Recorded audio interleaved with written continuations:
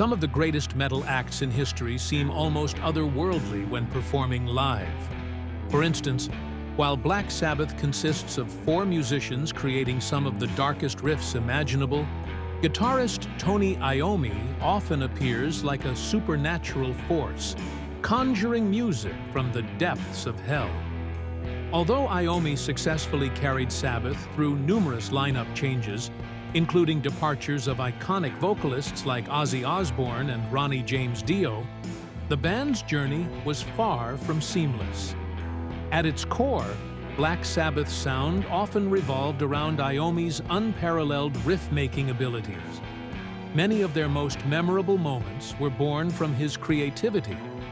Even when albums like Never Say Die didn't fully resonate with fans, they still contained impressive elements that surpassed the best efforts of most other artists. However, when charismatic frontmen like Osbourne or Dio exited, the band was left with significant voids to fill. Being the voice and face of the group, their replacements needed to bring something extraordinary. While recruiting legendary vocalists seemed like a solid strategy, it didn't always yield perfect results. For example, Ian Gillan of Deep Purple joined Sabbath for the Born Again album.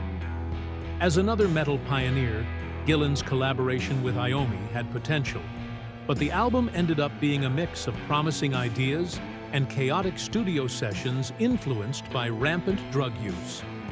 After Gillan's tenure, Iommi sought new directions for Sabbath, albeit under the same band name due to legal constraints. Collaborating with Glenn Hughes for Seventh Star was a bold choice. Like Gillan, Hughes had ties to Deep Purple, but his bluesy vocal style allowed Iommi to explore more nuanced, melodic guitar work, as heard on tracks like No Stranger to Love. Despite the musical promise, Hughes's involvement came with challenges. Known as the voice of rock, Hughes struggled with substance abuse, to the point where tour staff were assigned to monitor his behavior. Reflecting on those times, Iommi admitted, "We tried to help Glenn. I even booked him into rehab, but he ran off. It's a choice you have to make for yourself." Thankfully, music became his salvation. Hughes's departure following a disastrous tour marked another shift for the band. Enter Tony Martin, whose contributions during Sabbath's often overlooked middle period were a revelation. Albums like Headless Cross showcased his vocal prowess, delivering performances that, while not as legendary as Osbourne's, were still remarkably strong.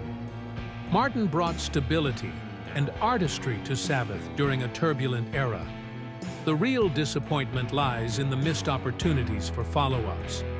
While fans have enjoyed leaked recordings like the Depths sessions, one can only imagine the potential of Iommi and Hughes reuniting for a definitive blues metal masterpiece.